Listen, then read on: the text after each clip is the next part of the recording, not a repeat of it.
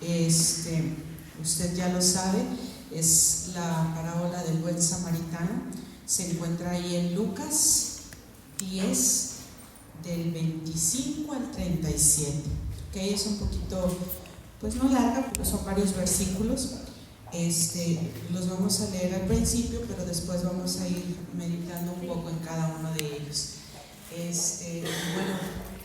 La oración que hacía ahorita es precisamente por eso, porque muchas veces, no sé si le ha pasado, ¿verdad? Pero a lo largo de la vida cristiana a veces escuchamos, ¿verdad? Un mensaje y dices, van a hablar del buen samaritano, ese ya me dice. Van a hablar de David, esa ya la vi, ¿verdad? Es la arca de Noé, no, esa también ya me la sé, desde chiquillo. Entonces a veces tenemos ese tipo de barreras, ¿verdad? De nuestra mente, de ideas preconcebidas que a veces no nos dejan, ¿verdad?, recibir algo nuevo. Y sabemos que la palabra del Señor es nueva y es fresca cada vez. Vamos a leer, le pido que me siga con su vista, Lucas 10. Voy a empezar a leer en el 25, dice: y aquí un intérprete de la ley se levantó y dijo para probarle: Maestro, ¿haciendo qué cosa heredaré la vida eterna? Y él le dijo: ¿qué está escrito en la ley? ¿Cómo lees? Aquel respondiendo dijo: amarás al Señor tu Dios con todo tu corazón y con toda tu alma y con todas tus fuerzas y con toda tu mente, y a tu prójimo como a ti mismo. Y le dijo: bien has respondido, haz esto y vivirás. Pero él, queriendo justificarse a sí mismo, dijo a Jesús: ¿y quién es mi prójimo? Respondiendo Jesús dijo: un hombre descendía de Jerusalén a Jericó y cayó en manos de ladrones, los cuales le despojaron e hiriéndole se fueron, dejándole medio muerto. Aconteció que descendió un sacerdote por aquel camino y viéndole pasó de largo. Asimismo un levita, llegando cerca de aquel lugar y viéndole pasó de largo. Pero un samaritano que iba de camino vino cerca de él y viéndole fue movido a misericordia. Y acercándose vendó sus heridas, echándoles aceite y vino, poniéndole en su cabalgadura, lo llevó al mesón y cuidó de él. Otro día, al partir, sacó 2 denarios y los dio al mesonero y le dijo: cuídamele, y todo lo que gastes de más, yo te lo pagaré cuando regrese. ¿Quién pues de estos 3 te parece que fue el prójimo del que cayó en manos de los ladrones? Él dijo: el que usó de misericordia con él. Entonces Jesús le dijo: ve y haz tú lo mismo. Amén. Bueno, hablar en este pasaje, al escuchar estas frases, entendemos que debemos de ser amables, considerados, como decía ahorita el audio que nos pusieron, apoyar al necesitado, ¿verdad? Tener cuidado de nuestro prójimo y hacerlos con un verdadero amor, con un verdadero desinterés, como lo hizo él. Pero pues creo que la primera pregunta que hacemos es la de ¿qué es el prójimo?, ¿verdad? Consultando dice por ahí que la palabra viene desde el hebreo. Hay varias palabras que se pueden traducir a nuestro español como prójimo. La primera es rea, que significa literalmente amigo, ¿ok? Entonces desde ahí empezamos. Prójimo es amigo. Hay otra palabra que es amit, es un colega, un compañero, un socio, un vecino, un verdadero amigo. Me llamó la atención porque esta palabra dice que viene de otra que es amita. Amita viene de lo que conocemos como amistad. Amistad. Hay otra palabra hebrea que es karob, que significa cercano, ¿ok? Cercano. Y en griego hay una palabra que es plesión, uno que está muy cerca, un vecino, un amigo. Entonces con esto ya nos damos cuenta que no está hablando solamente de aquella persona que tiene un vínculo pues de sangre conmigo, ¿verdad? No es mi hermano, no es mi cuñado, no es mi familia, es un amigo también, pero también es un colega, también es alguien que está cercano, incluso dice un vecino. En Levítico 19:18 también habla sobre el prójimo y lo define como los hijos de tu pueblo Israel. Dice, entre el pueblo de Israel había ciertas normas de conducta. Usted recuerda, ya leímos, ¿verdad?, Levítico y todo aquello. Entonces vamos viendo cómo el Señor tenía bien organizado todo y las normas de conducta y las leyes. Pero dice que había ciertas normas de conducta entre ellos como pueblo. Entre algunas de esas dice que no se podían oprimir entre ellos, ¿verdad? Entonces tú no podías tomar a otro del pueblo de Israel pues como para esclavizarlo, eso no se permitía. No podías calumniarlo porque era de tu mismo pueblo, eran tus hermanos. No podías codiciar lo que él tenía porque era tu pueblo, eran su misma sangre. Si nos vamos hacia atrás, pues todos venían de ser hermanos. No podían engañarse o defraudarse, era penado eso, ¿verdad? Porque estabas engañando o defraudando a tu mismo pueblo. Y no podías robarlo. Pero en lugar de eso se exigía, se pedía, ¿verdad?, que debías protegerlo. Yo digo que es muy similar a lo que nosotros sucede en nuestras familias, ¿verdad? Desde chiquitos enseñamos a nuestros hijos y decir, cuide a su hermano, ¿verdad? Que no le hagan daño en la escuela, protéjalo, no le haga daño a él, etc. Serle útil. Deberían de tener confianza íntima con sus hermanos en el mismo pueblo. Y aparte se les pedía sinceridad. ¿Ok? Entonces, pero dice aquí que estas características fuera del pueblo no estaban obligados a llevarlas. Es decir, mientras que sí podía, mientras que no debía engañar o defraudar a uno de mi pueblo, pues a lo mejor si no era de mi pueblo, pues sí podía, ¿verdad? Entonces no estaban obligados a seguirlo si eran no era parte del pueblo. Pero decimos que en el Antiguo Testamento Jesús amplió este mandamiento y Jesús trata por igual a los que son del pueblo y a los que no. Ahí en Gálatas 6:10 dice, así que según tengamos oportunidad, hagamos bien a todos y mayormente a los de la familia de la fe. Sí dice mayormente a los de la familia de la fe. O sea, si tienes con qué ayudar, si tienes la capacidad de disponerte, de estar dispuesto para ayudar, hazlo. Pero primero dice a todos. ¿Ok? Cuando decimos a los de la familia de la fe, nos referimos a todos los salvos. Amén. A los que ya han sido lavados por la sangre, a los que son hijos de Dios. Y dentro de eso pues caben muchas personas, ¿verdad? A lo mejor hermanos de otra congregación, de otra ciudad, etc. Pero a veces nos preguntamos, ay Señor, pero ¿cómo puedo llegar a amar a mi hermano con esa profundidad, ¿verdad? Cuando no le hablo muy bien o cuando no me llevo muy bien con él.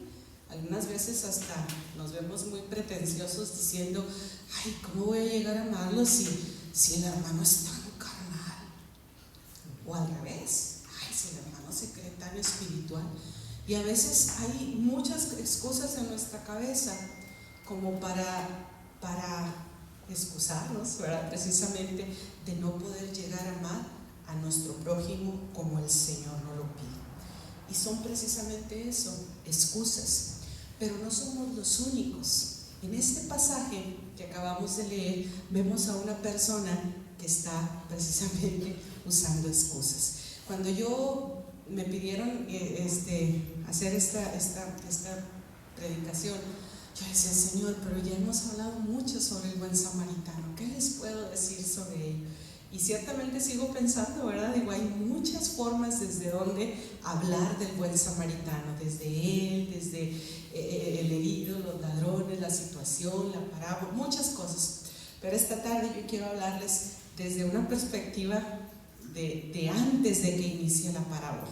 En el versículo 25 dice, un intérprete de la ley se levantó y dijo para probarlo, Maestro, ¿haciendo qué cosa heredaré la vida eterna?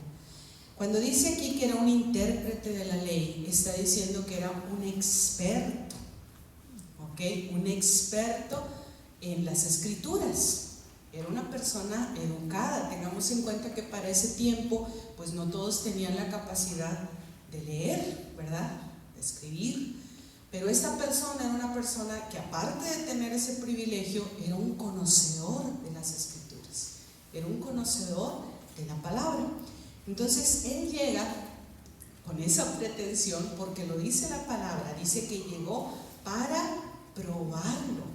No es que no supiera, o no es que fuera, tal vez si hubiera ido con otra actitud diciéndole: Señor, ¿cómo se gana la vida eterna? O etcétera, con un corazón distinto.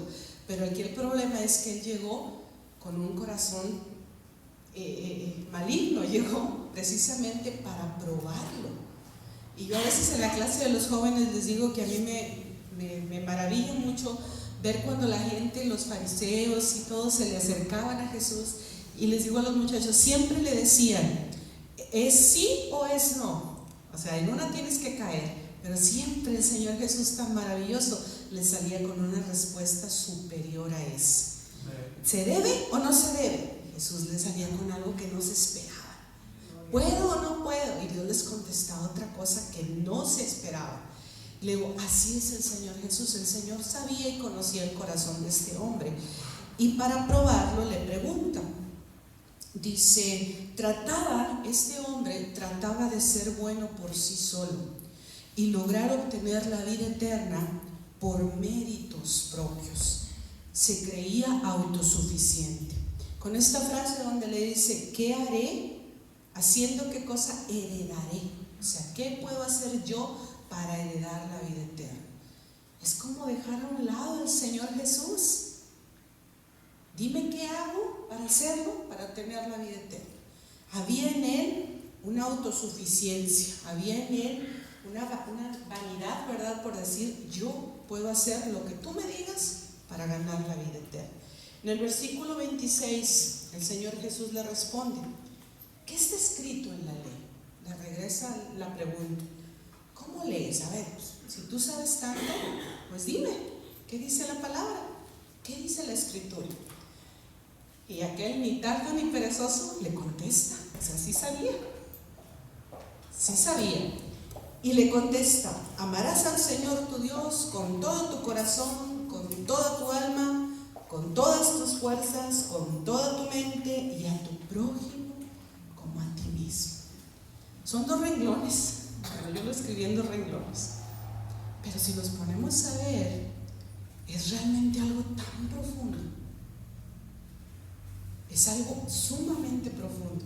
Pero este hombre lo estaba diciendo, me imagino yo, como los niños dicen las tablas, ¿verdad? Así, ay, sí, amarás a Dios con todo tu corazón.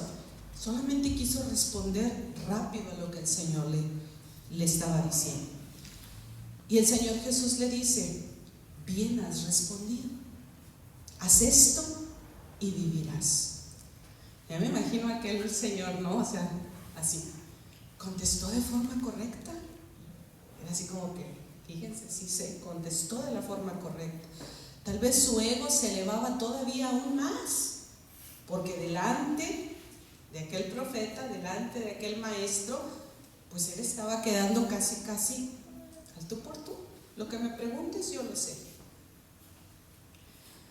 Fue algo respondió de manera teórica, y ni siquiera se percató de la soberbia que estaba brotando de sus labios. Pudo haber terminado ahí. Tal vez ahí pudo haber dicho, ok, Señor, ya me sé la respuesta, me voy a ir a casa, voy a pensar, voy a meditar en eso. Pudo haber terminado ahí, pero en lugar de terminar ahí, dice que él siguió. Él quería más. ¿Qué es lo que buscaba? Lo vemos en el primer versículo. Buscaba probarle. Tal vez buscaba, no sé, avergonzarle. Tal vez buscaba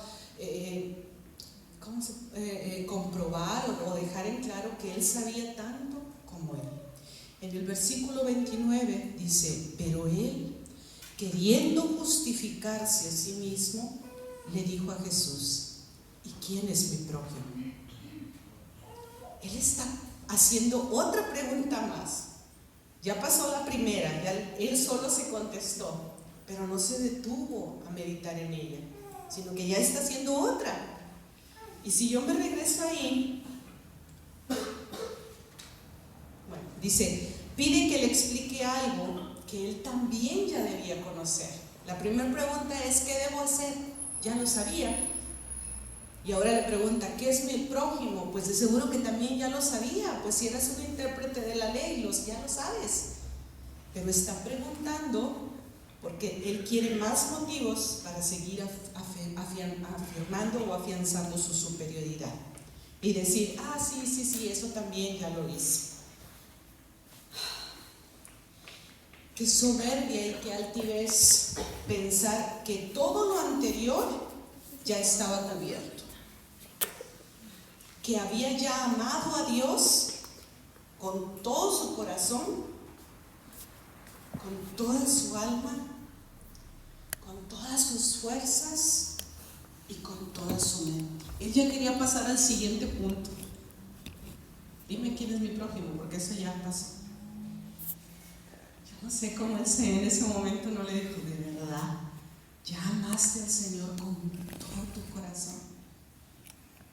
Y en esta parte yo me pregunté, digo, ¿cómo podía ese hombre pensar que estaba amando a Dios con toda su fuerza, con todo su corazón, si lo tenía enfrente y no lo conoció? Lo tenía enfrente y no supo que era él. Lo tenía enfrente y en lugar de humillarse, estaba tal cual teniendo una conversación como de tú a tú, retándolo. ¿Cómo puedes pensar que ya amaste a Dios con todo tu corazón? ¿Cómo puedes siquiera pensar que ya amaste a Dios con toda tu alma y con todas tus fuerzas, con toda tu mente? Cuando yo leía esto, yo decía: Señor, pues yo de repente te diría: ¿y qué es toda mi alma? ¿Y en qué se diferencia mi corazón de mi alma?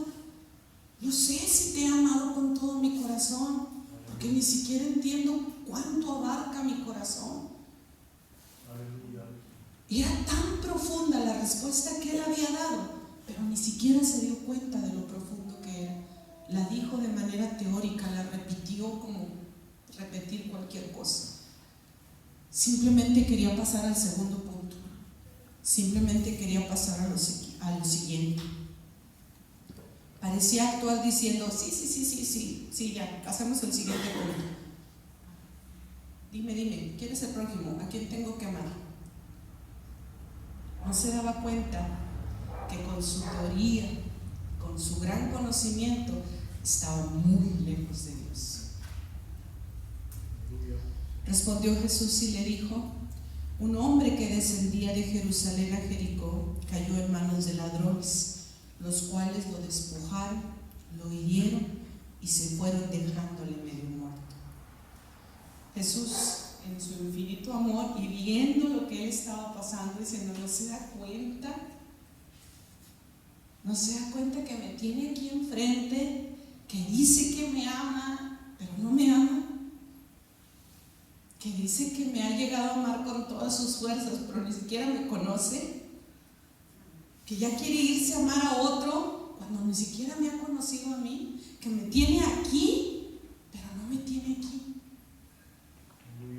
Y en su gran amor y en su gran paciencia toma tiempo para una persona que conocía mucho, toma tiempo para explicarle de una manera muy clara, muy sencilla y con mucho amor. En esta parte me llama la atención, lo había leído hace algún tiempo y me sigue llamando la atención porque dice que sabemos que todo lo que está escrito en la Biblia tiene un propósito. Dios no pone algo ahí, Dios no dejó algo ahí por casualidad. Y lo primero que dice es que un hombre descendía de Jerusalén a Jericó. Cuando decimos descender, pues estamos hablando de que va hacia abajo, ¿cierto? Descendía. Y en la ciudad de Jerusalén, o el nombre Jerusalén, significa fundamento de la paz. ¿Ok? Fundamento de la paz. Pero Jericó significa un lugar de maldición. Esto quiere decir que este hombre de la parábola descendía de Jerusalén a Jericó. Es decir, estaba en un lugar de paz, pero iba camino hacia un lugar de maldición. Ahí en Josué, si usted recuerda cuando conquistó Jericó, ¿verdad? Él dijo, y que nadie la vuelva a levantar, ¿verdad? Maldito aquel que lo levante. Pero después, más adelante en Reyes, vemos que viene alguien por ahí y levanta otra vez la ciudad a precio de sus dos hijos, ¿verdad? Porque muere uno al iniciar y otro al final. Entonces, realmente era una ciudad bajo maldición. Y la pregunta es, yo me preguntaba sobre ese papá, pues si ya sabías lo que estaba escrito respecto, ¿quién va a querer poner en riesgo a sus hijos por tal de ir a fundar una ciudad que se ha dicho que está maldecida por Dios? ¿A qué vas allá? ¿Qué buscas? Ese hombre perdió a su primer hijo y en lugar de desistir, siguió adelante. ¿Qué buscas en esa ciudad? ¿Qué buscaba ese hombre que bajaba de Jerusalén a Jericó? Se alejaba de Jerusalén. En la vida de los creyentes hay momentos en los cuales dejamos Jerusalén, el fundamento de nuestra paz. ¿Por qué lo dejamos? ¿Para buscar qué? ¿Para ir a dónde? No lo sé. Pero sin darnos cuenta, empezamos a descender. Es ahí cuando lejos de nuestro lugar nos envuelven los afanes, nos envuelven las distracciones, nos envuelven los deberes, las preocupaciones, y sin esperarlo, de pronto nos vemos atacados. Es ahí, lejos de Jerusalén, donde somos despojados no solo de nuestra paz, a veces de nuestra fe, a veces de nuestras esperanzas, muchas veces de nuestra salud. Ahí, lejos de nuestro fundamento de la paz, somos presa fácil para ser despojado de todo. Y el enemigo utiliza esos momentos para despojarnos. Como decíamos ahorita, como leíamos, para dejarnos tirados y medio muertos. Con esta parábola Jesús le mostraba a ese intérprete de la ley que el que se justifica a sí mismo, el que lleva esa soberbia y esa altivez en su corazón, el que no puede amar a su prójimo porque pone pretextos, porque dice no se puede, ni siquiera, no lo puede amar porque ni siquiera sabe quién es su prójimo. Esta persona no necesita un prójimo para amar. Él realmente es ese malherido. Realmente él necesita de un prójimo que lo ame. Aleluya. Gloria a Dios. A veces, como decíamos ahorita, sin darnos cuenta, empezamos a dejar nuestra paz. Empezamos sin darnos cuenta a dejar los momentos de intimidad con el Señor. Entre los afanes, a dejar de buscarle. Entre las prisas, las preocupaciones.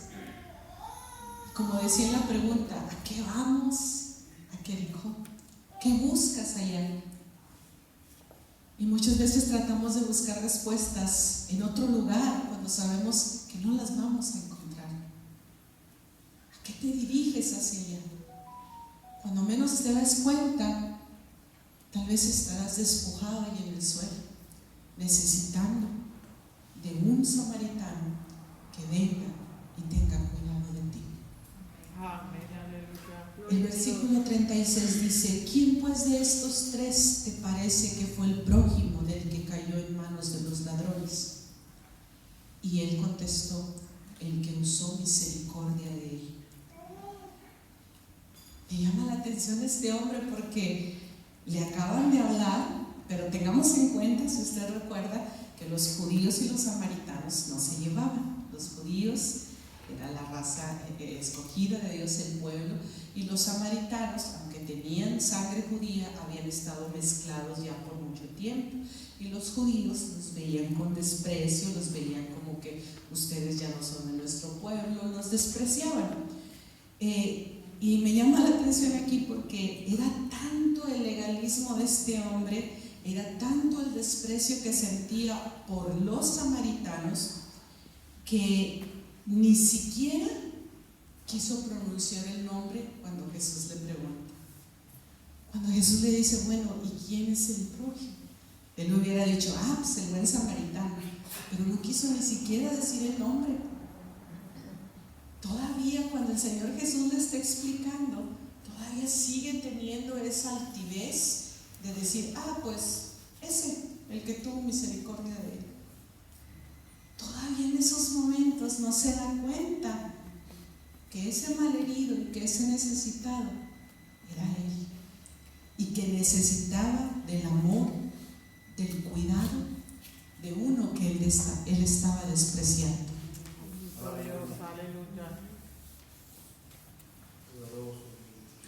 En esta parábola, el intérprete de la ley necesitaba ser amado y cuidado por el Señor Jesús, pero este Señor Jesús era el que él estaba despreciando, no le estaba dando el lugar que merecía.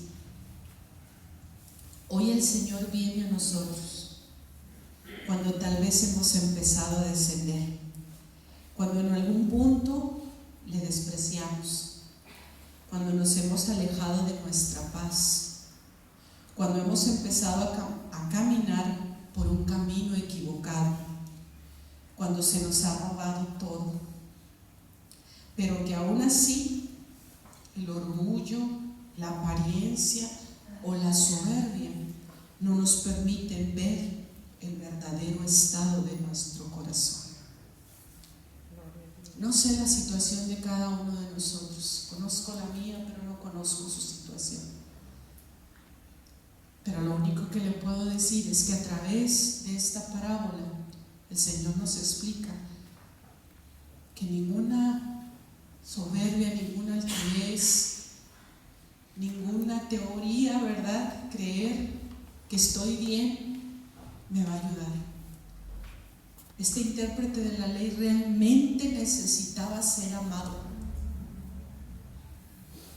No sé si estaba a punto de perder esa oportunidad porque tenía al Señor enfrente y no se daba cuenta. Seguía poniendo más y más excusas porque él se creía capaz de él amar a alguien, de él ser bueno con alguien. Señor Jesús, escribí unas líneas, las últimas líneas, y me quedaron como si fuera una poesía, pero dice así: si hoy sentimos que no podemos amar, si hoy te has quedado sin nada para dar, si tus heridas son profundas y ni siquiera reconoces en dónde has venido a parar, es tiempo de volvernos a Él, es tiempo de descansar, es tiempo de confiar en aquel que de ti cuidado tendrá. Amén. Gloria a Dios. Espero que esta palabra pueda llegar a su corazón y sí, ocupar este tiempo como lo hicimos hoy, para traer algo y tener cuidado de algún hermano que esté en necesidad, aun y cuando no sepamos quién es, pero lo hacemos de corazón.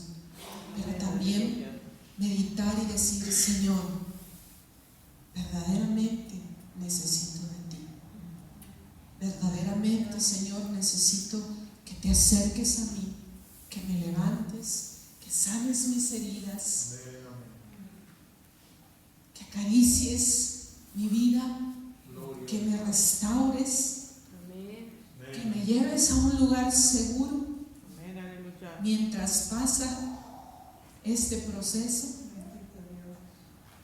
que tengas cuidado de mí. Esta tarde, Señor, necesito de ti como el buen samaritano.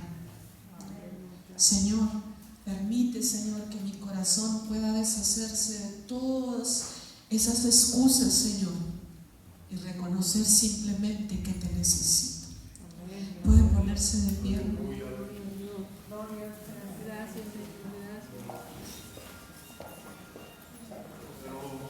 El altar está abierto si usted es gustoso. Señor Jesús, esta tarde, Señor, te doy gracias por tu palabra. Gracias, Señor, porque siempre, Señor, hablas a nuestra vida. Gracias, Señor, porque siempre estás al pendiente de tu pueblo, Señor. Aleluya. Algunas veces, Señor, tenemos una idea, Señor, de lo que creemos que es tu palabra. Pero al acercarnos a ella, Señor, tú nos sorprendes. Señor, tú cambias la perspectiva, Señor, haciéndonos ver lo necesitado de nuestro ser, lo necesitado de nuestro corazón. A veces, Señor, cuando sentimos que todo lo estamos haciendo bien, Señor, tú hablas a nuestra vida para confrontarnos, Señor, y poner como un espejo y saber, Señor, que no hemos llegado, Señor, a la estatura que tú quieres. Porque tu amor, Señor, es tan grande, Señor, que cuando nos ves que vamos descendiendo o que vamos por un camino equivocado, Señor, tú hablas a nuestra vida, Señor. Tú extiendes tu mano, Señor, para no dejar que sigamos adelante. Señor, no entendemos por qué nuestro corazón, Señor, se aleja de ti, del fundamento de la